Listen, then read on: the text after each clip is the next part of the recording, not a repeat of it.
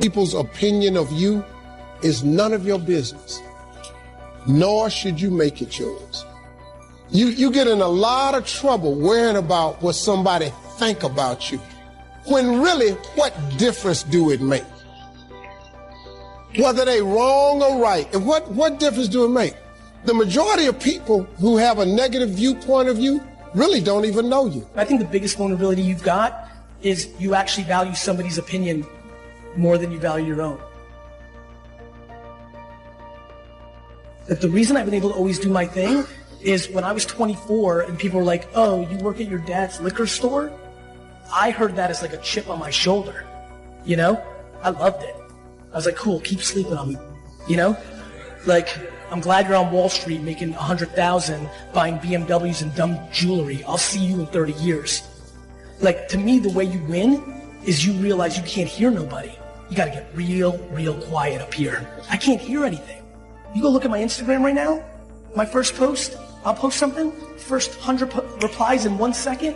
You're Jesus. You walk on water. You're the best. You're the all-time. Can't hear him. The next 100, you're a piece of, you're full of, you're a snake oil salesman. Can't hear him. I'm in my own mind, doing my own thing. And that comes with self-esteem. Everybody's trying to keep up with the Joneses. I'm not worried about you renting out cash from the bank and putting it to your ear. I'm not worried you jumped the fence and took a photo in front of a private plane. What do you think these people are doing? They're posing.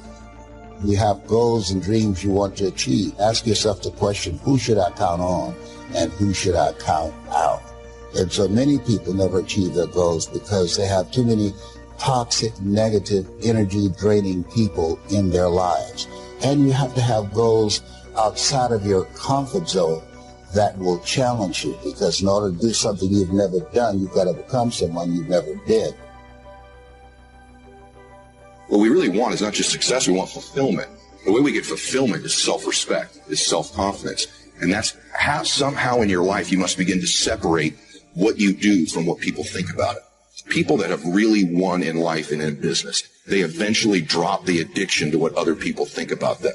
They're most concerned about what they think about them, or if they're a person of faith, of what their God thinks about them, not the rest of the world. Because the higher you climb, the more haters you're going to have. There's absolutely no question about it. You ought to hope you have more of them. The only thing I will warn people of is the higher you climb, the closer to you the haters are. So right now, if you're at one level of success, it's people at a distance that are haters. But as you climb higher, there's always the one or two people in your close circle who are going to try to pull you back down because they think you're leaving them. They make you, your success is making them uncomfortable about where they are. And so they begin to do everything they can to pull you back down.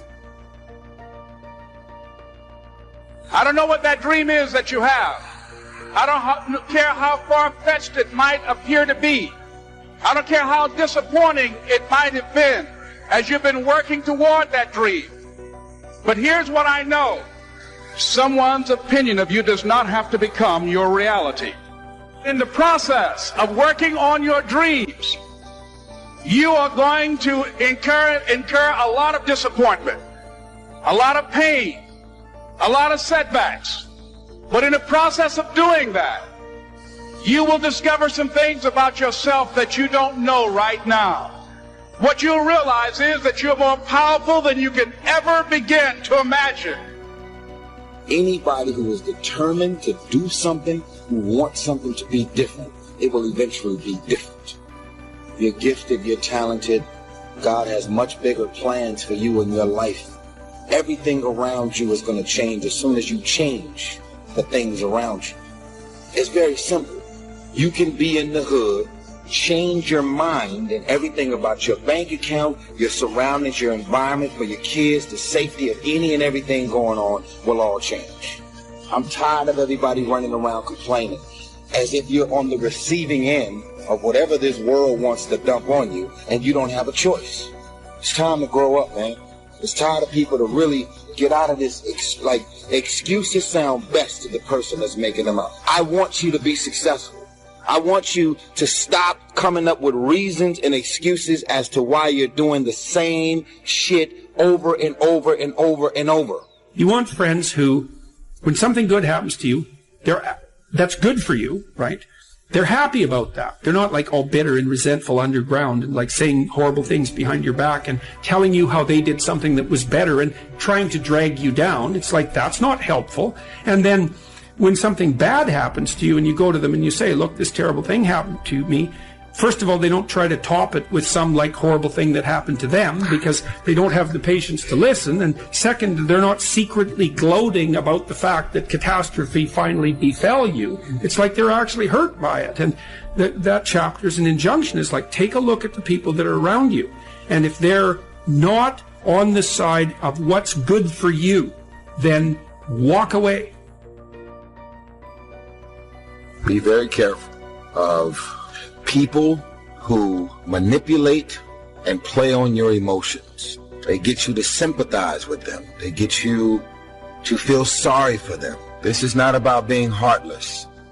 I need you to try your best to emotionally protect yourself from a specific characteristic. Some of y'all are so used to operating overweight, you're never going to get there. And guess what? You love negativity and dysfunction and keeping these negative people in your life so much. Even everything about this video, it makes you so uncomfortable, you probably stopped it a long time ago. I'm only talking to the people that are ready to get to the next level of their life and their career. And they're going to boldly walk into the next season of their life, unapologetically, getting rid of all things, people, and situations that no longer belong in their life. You run around with losers, you will end up a loser. Unconsciously, you will pick up their ways, you'll pick up their habits, you'll pick up, most importantly, their attitude about life. If you're around cynical, negative people all the time, you will become cynical and negative. Align yourself with people that can encourage you, people that can empower you, people that you can learn from, people that you can grow from. That's very important.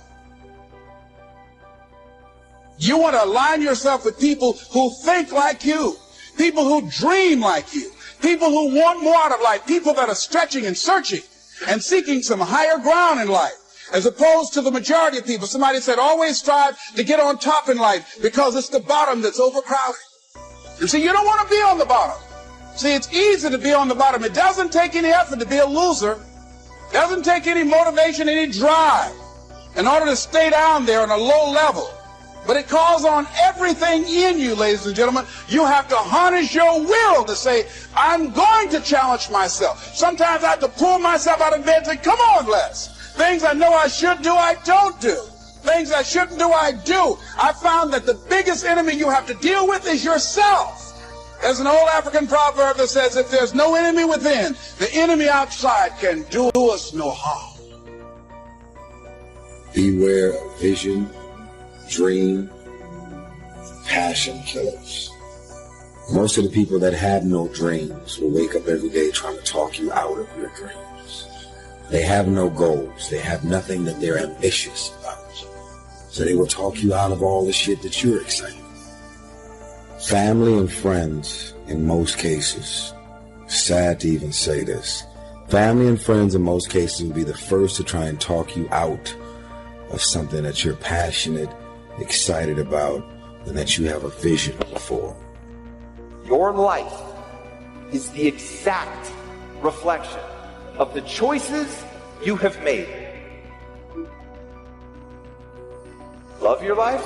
Great, you've made awesome choices. Hate your life? I'm sorry, you've made bad choices. But the good news is, you're in control.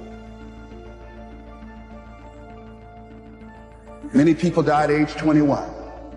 Don't get buried until they're 65. They're walking dead. Well, what better subject to study than ourselves? What better subject to interrogate, investigate daily? What's the one character that we should never get bored with chasing and figure out? What's the one? It's also the one character that we can't get away from ourselves. It's the one person that we can't get rid of. think that if you change some of these core beliefs, there's a ripple effect, meaning that if you believe that you are solely responsible for your life, that you are not a victim, that you are creating your reality, then that changes all these sub-beliefs. If you aren't making the money that you want to make, or that your relationship is, you feel like there's turmoil there, or you have some health challenges or whatever, if I take responsibility, it changes all these like singular beliefs about who's at fault. And I feel like a lot of people give away their power to the family, to the friends, based on their expectations, or their opinions of you, how you're going to look, and what failure is interpreted, and it slows us down. It's what tears us apart and challenges us that teaches us the noble virtues of the great women and men of the world. The ego says, let me get out of this difficult season as quickly as possible so I can eat in nice restaurants and hang out with the cool people and do fun things. But a bad day for the ego is a great day for the heroism. Price of living the truth. It's got to be more than this. Better have a valued goal, because otherwise you can't get any positive motivation working out. And so the more valuable the goal, in principle, the more the microprocesses associated with that goal start to take on a positive charge. And so what that means is, well, you get up in the morning and you're excited about the day, you're ready to go. Habits and how you stick with them, even when you're bored, even when it's not interesting anymore, long after it's stopped being fun. The very secret to habits is caring about the thing that habit leads to. But for real, like really what do you care about? Even if I experience defeat or failure, that does not make me a failure. But don't confuse who you are with the results that you produce. The best feeling, which is to feel good about yourself when you're by yourself, is to do the hard things, and the things that bring fulfillment are often born of momentary suffering, but they allow you to get stronger in order to serve other people.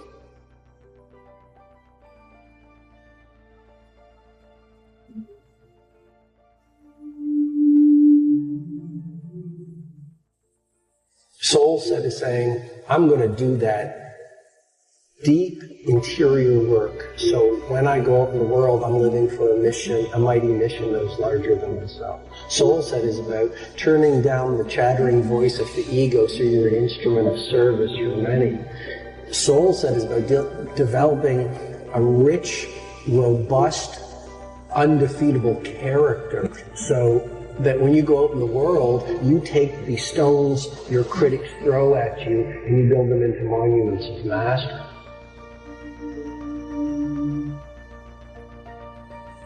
That there's a responsibility to freedom, and that there is freedom in responsibility. And that earn your way there.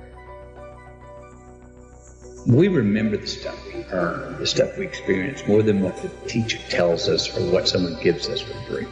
Those stick with us. Whether we forget them intellectually, they were written in our lineage. And they build resilience, and they build a healthy, true optimism going forward to know that, oh no, I've worked for something before and achieved it.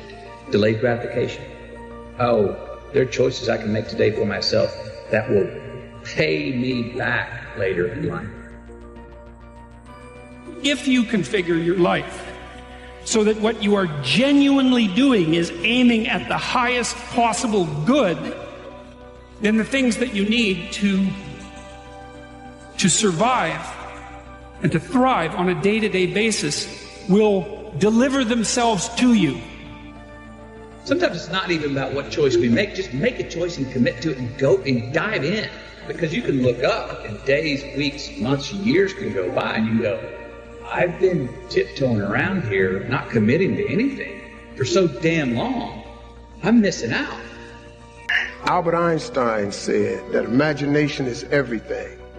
It's the preview to life's coming attractions.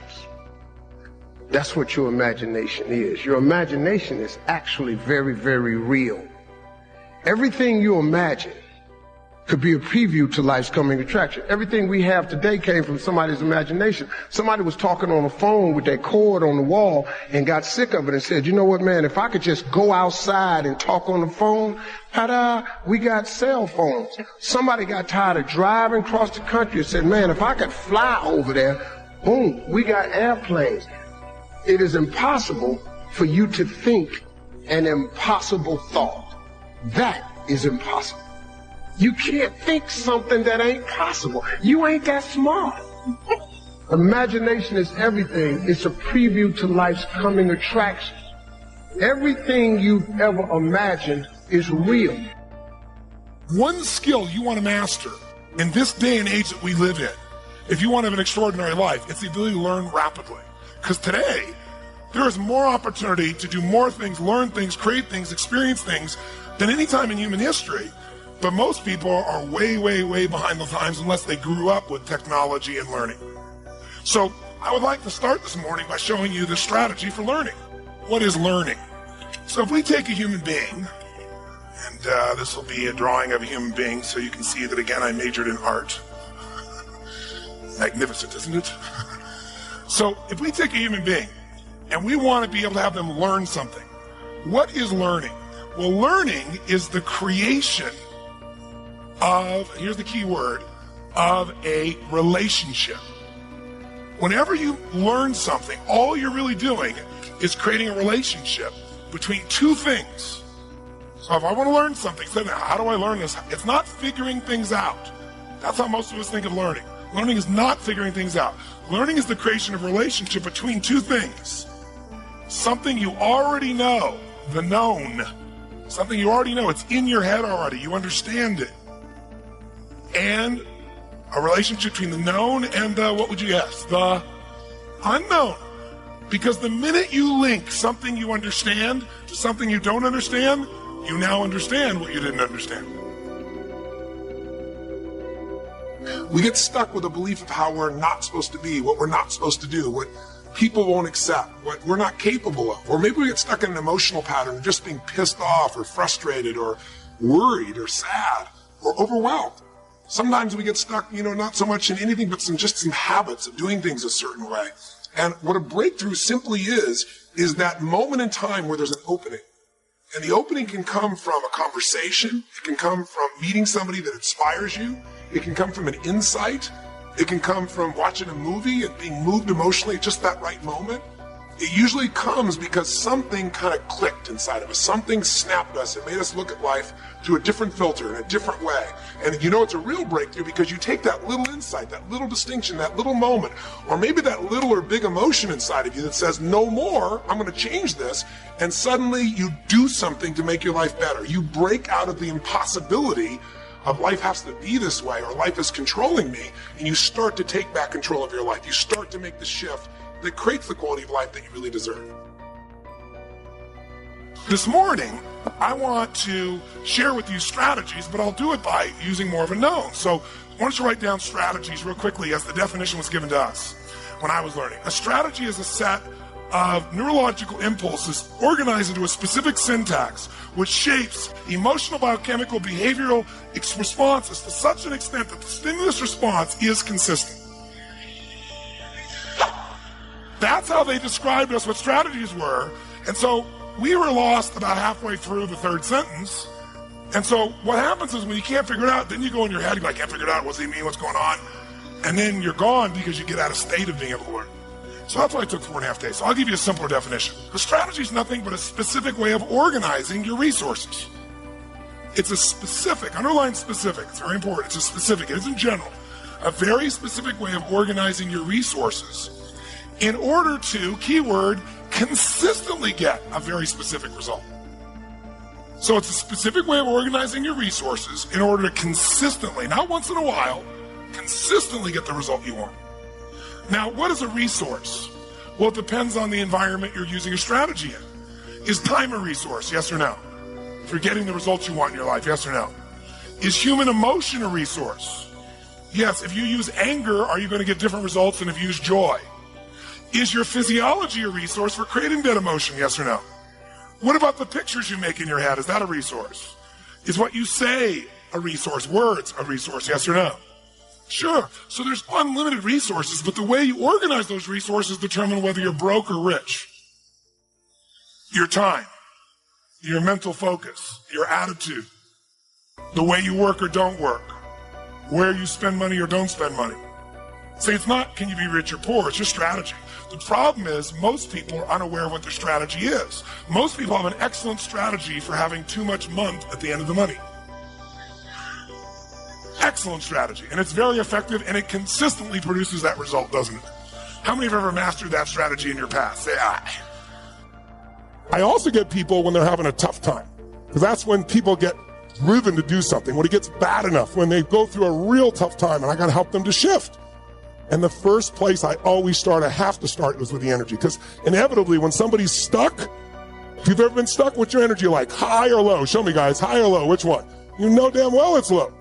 So where do we get that energy, that habit? We use our body, we use our voice. So for example, 44 years I've been turning athletes around, business people around, the Serena of the world, Williams of the world, the Conor McGregors, right? The Pitbull, all the people around the world I get to work with from every walk of life, entertainment, business, sports, finance. And in every case, I start with the body. One woman just decided, you know what? You can't take my dignity from me. I can only give that up, and I don't choose to give it up. And I will not go back to the bus. The answer is no. Rosa Parks changed an entire society because that day she chose to focus on something else. She gave it a different meaning. This is not a command. You do not have control over me. And she decided to fight. And she changed the direction of a country and of many other countries. She started something. We forget that you don't have to be famous to have the ability to change at least your own personal history. Change the direction we go in our life. We have the power to choose, even if you haven't before. You can finally say, no more, I won't put up with that. Within myself or from anybody else. And here's what I'm going to do differently. That's where the breakthroughs really start to happen. Now the question is, why do some people stand their ground and make something change versus other people just kind of accept things? Why do some people make bold decisions and other people make decisions that are based on trying to hang on to what they've got? Well, that's a more complex question to answer than we might have in a few minutes in this one session, but it is one that I've spent my life studying, because when you can change your decisions, you can change your life. When you can change the force that controls your decisions, you can change anything in your life. We find ourselves announcing our standards to our relatives, our friends, our associates. We shout our beliefs and condemn those who believe any differently, but then we don't walk the talk. We end up acting in a way far different from the beliefs we've shouted. We tell our kids that the TV is rotting their minds, yet we spend our evenings in front of it. We tell our employees that they must take advantage of every minute of the working day, yet we spend 3 hours at lunch. Do as I say, not as I do. This is inconsistent. This leads to a loss of credibility among those who watch us. And more importantly, this leads to a loss of credibility within ourselves. The only thing worse than one who is inconsistent in applying their self-imposed disciplines is one who has never considered the need or the value of discipline at all. These people seem to wander aimlessly, changing procedures, changing standards, changing loyalties, and shifting frequently from one commitment to another, leaving behind a trail of broken friendships, unfinished projects, and unfulfilled promises, all because of a discipline that was either non-existent or imposed so infrequently that it was ineffective. Here's the third step to becoming consistently self-disciplined. Number 1 is realizing that discipline isn't the easiest option. Number 2, discipline is a full-time activity, day by day, every day. And the third step to becoming self-disciplined is really a philosophy that holds one of life's unique promises. Number 3 simply says, for every disciplined effort, there is a multiple reward. That's one of life's great arrangements. It's like the law of sowing and reaping. In fact, it's an extension of the biblical law that says if you sow well, you reap well. How do you keep going? Why do you keep going? There's two sides of pain. There's one side of pain that's the suffering and the discomfort side of pain. But then there's another side of pain that's called effort. It's called glory. It's called if you can find a way to push through pain, there's something greater on the other side of it. Because the only one that is stopping you is you. I need you to take control over every single area, and then someday gonna be your day. Excuses are for weak people. If you're gonna make it happen, get your ass up and get to work. So in the future, you look back at these struggles and you say to them, thank you. You made me